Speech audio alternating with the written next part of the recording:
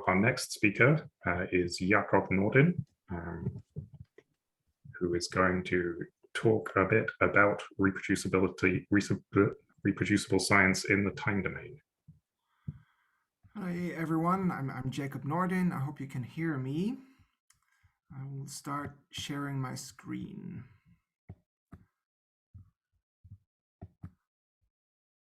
Okay, thanks for inviting me, giving me a chance to talk about how we've looked at reproducibility in the time domain optical programs we've been running. So after two excellent talks giving kind of an overview on the question of reproducibility in astronomy, this is going to be quite a leap, partially in the sense that I'll be talking in some more technical detail about how we had to think from the bottom up in order to create a reproducible system. But I hope those two viewpoints will be productive in the end. Okay, so to provide a setting, we now, in optical astronomy, we now have wide field, high cadence observatories that detect a lot of variable objects in the sky. And we have a very pleasant problem in that we detect way too many, way too interesting transients to know what to do with.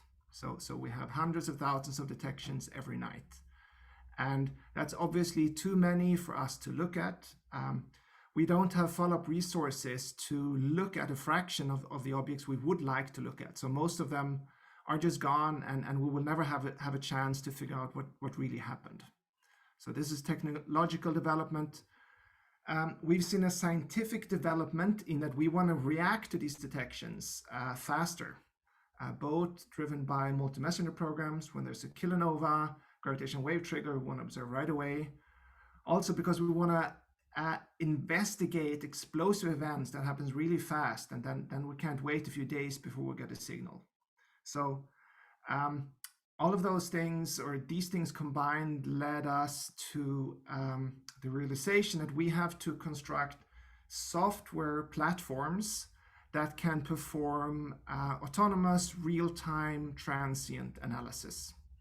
And so this has been the state of the field for the next few years. And in the era of the Rubin Observatory, CTA, SKA, this will of course become even more norm and an even more dominant problem. So this was the initial challenge. And then in trying to formalize what we would need from such a platform, these were some of the things that we kind of could write down. The first is that if we actually want to reproduce what the astronomers used to do on an individual event by event basis, we actually need to be able to reproduce how an astronomer works. And in practice today, that means developing and running Python modules, because that's what we've grown used to do. And there are a lot of us that are very creative and good at doing that. But the challenge would be to have a system where those can be run at large scales and efficiently, while using the creativity of all the individual transients or the individual scientists. And then we'll get to the next large aspect, and that's of course reproducibility, and which is of course the main topic here. And for us, it has an even more specific sense, in the sense that we're trying to understand the dynamic evolving universe, which is happening all the time. We can't go back in time to redo something. It only happens once.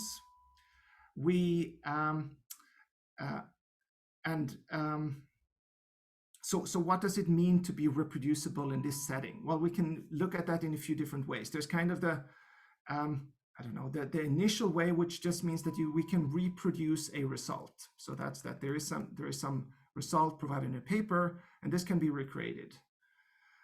But in some sense, that's often a too restrictive way to looking. If we want to be able to go from the transients that we actually observed from this real-time data stream to what's in the universe, we need to understand why something happened. So why was a particular transient happened? So it's followed. So going beyond that it was followed and that it had certain properties. And in particular, we need to understand why certain other transits might not have been followed. It's another view to have on reproducibility.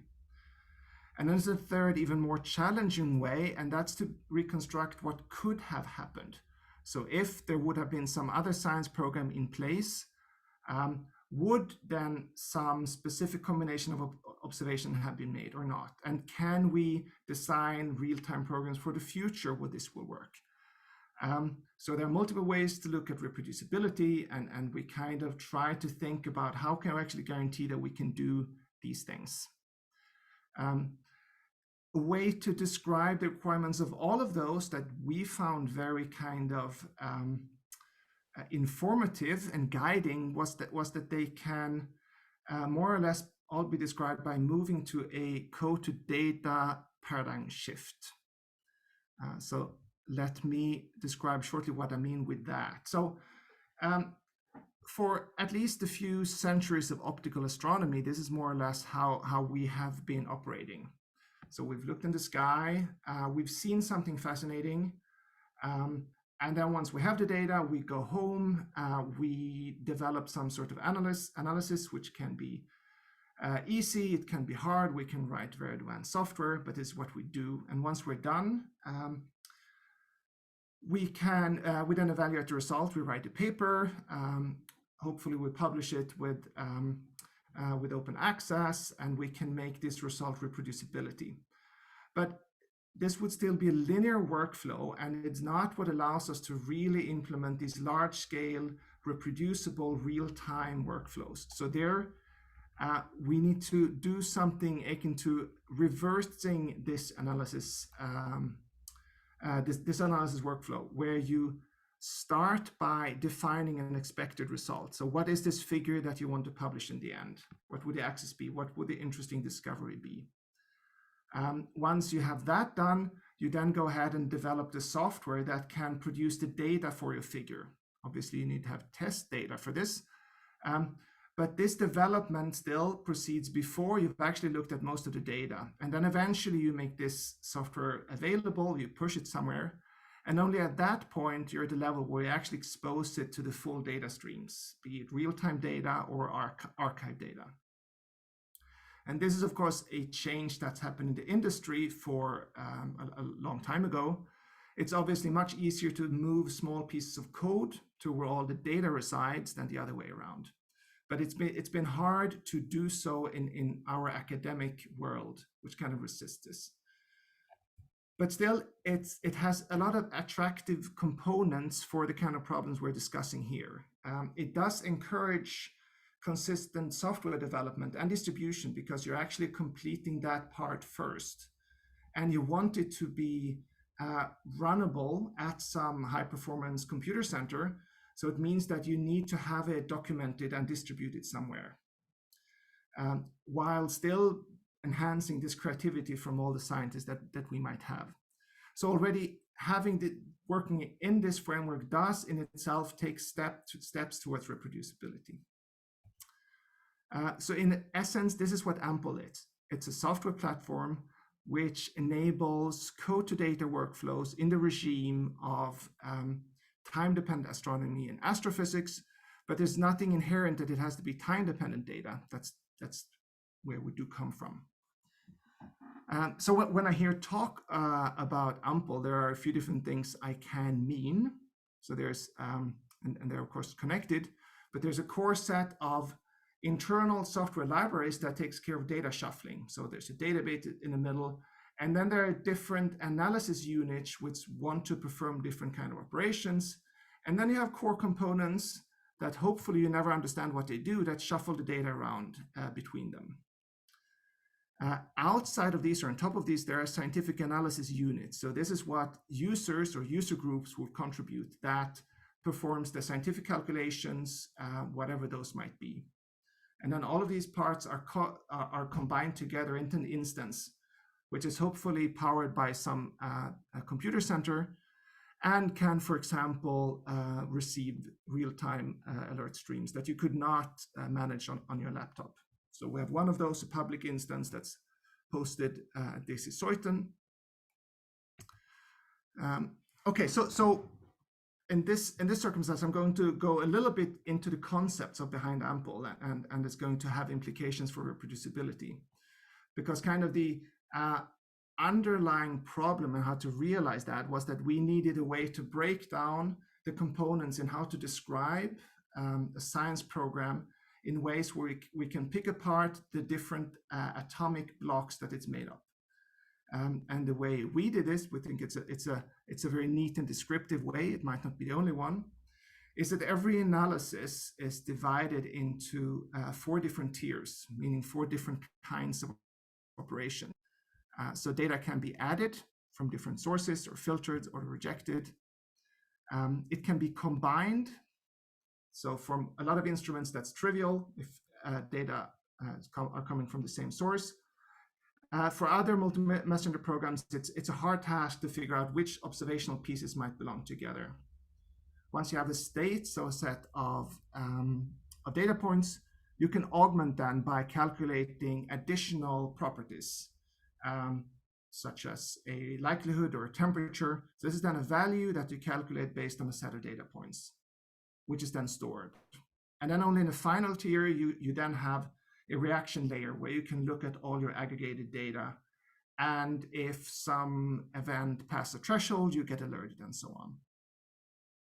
So what's the use of this? Well, the real use is that individual software units can exist or do exist in one of these tiers. And by virtue of being here, we can ensure that this unit gets the correct data and that the output is stored in the same way.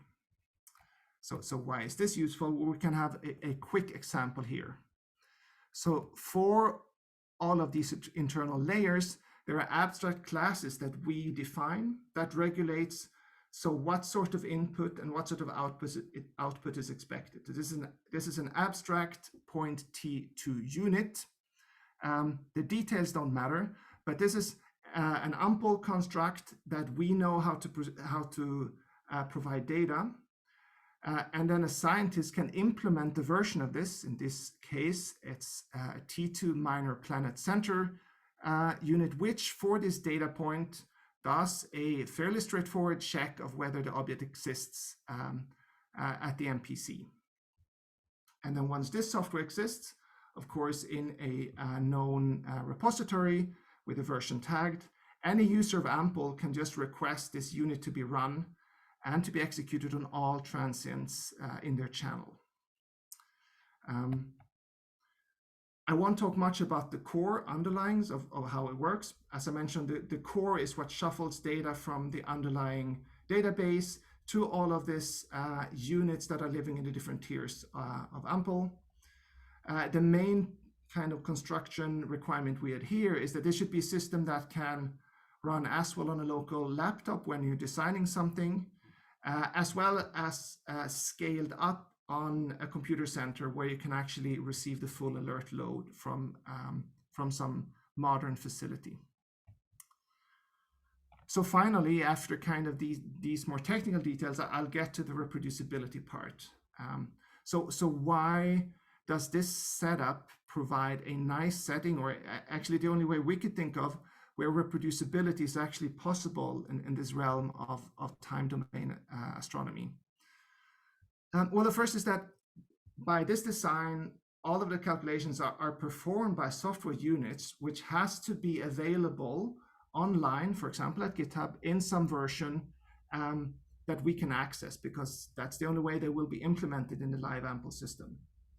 And they need to inherit or you adhere to our basic input-output data structure, which means that anyone can actually know how to operate them. There's a standard interface for doing that.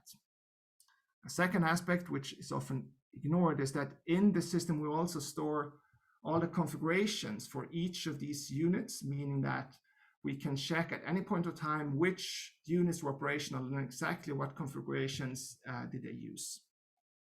And then, of course, as is usually the case now, all of this is packaged together into a container, which is stored and can be mounted later, and so on. So this is kind of a look at reproducibility from the pure software perspective. Another kind of implementation part are that we have several parallel log systems. First of all, there are logger classes that are provided to all units in the system, meaning that anyone gets an easy-to-use logger, which where you're encouraged to provide log message based on what's happening. And this is then also compressed and stored together with your data that you're having. And similarly, for each transient we have, there's a journal that lists exactly at what point it was first seen and at which point in time all of the was any action done. So this is what really allows us to go back to a specific transient and figure out, so what happened at what point in time. And the final aspect is more, again, more sociological. So one of the main aspects or main problems with reproducibility in time domain science has been the that we use often visual inspection, and then we decide to follow some objects and some are not followed, and this is of course lost. But this tier structure encourages you to do as much processing first and then have visual inspection as a single layer that you can record the input and output. So the final thing is that you can have a science program which is described as a configuration file where you list at each different tiers. So which units do you want to have run? Which configurations do you have applied to this unit? Each of these unit names directly reference a version of a software package that's available, usually through GitHub. And once you have this configuration file, this is something that you can run locally, you can tweak, you can distribute it in your paper, such as someone else can run it or improve it further. Or you can then supply it to a computer center where they can run it and expose it to large data sets. I'm not going to talk about what we're doing with this now, but it's active, it's fun. Right now, I mean, there's lots of things happening. We're preparing for the Rubin Observatory, for Ultrasat, for other large observatories. Since we will be talking about the virtual observatory later, I just wanted to mention that we're compatible to the virtual observatory, for example, provenance guidelines, but this is something that we can make more explicit. There's a link here to a demo if you want to run AMPEL and try some multi-measurement studies locally and look at what reproducibility means in practice there.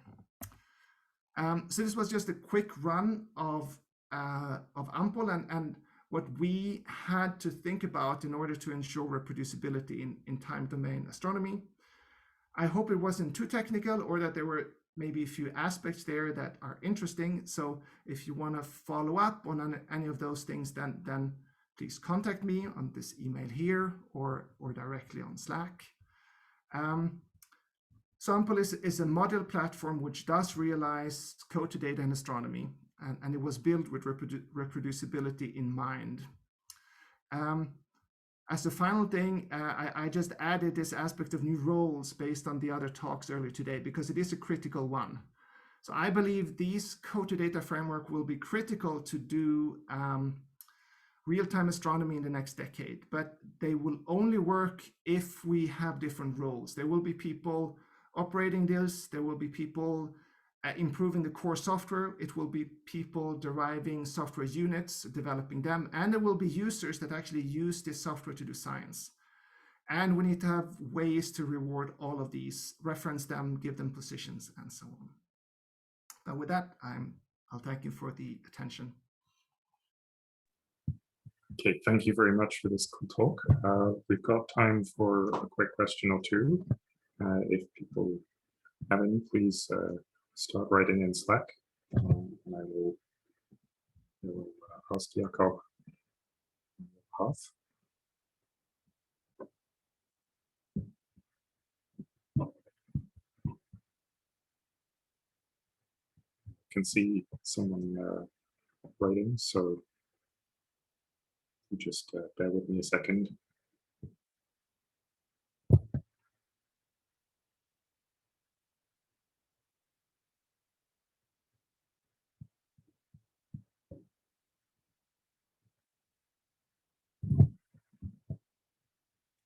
So Chris Lintott asks, have you thought about how this would all work with other brokers or multiple labelers? Yes. So we are optical wavelengths. That's part of what we're now incorporating gamma ray data. And in principle, we are set up to do it. It's of course harder since you have to think more about what data you combine how. And it's also so there will be a number of brokers that for example, reads the Rubin Observatory data streams. And we are now communicating on how to best exchange information. So I think that's integration that we're developing right now. And I think the different broker ecosystems are developed with slightly different aims. So I think in the end, we'll see kind of information going between these different ecosystems. Cool, thank you. I think one of the, just to add a comment about different data streams, I mean, one of the cool things is that if you have your own data streams, you can type it into AMPEL and combine it, for example, with Rubin data, which will be a nice way with a lot of people to kind of enhance that data set. Cool. Okay, so I think we'll have to stop there for the break. So thank you, Jakob, for the talk, and thank you everyone who gave a talk this first session.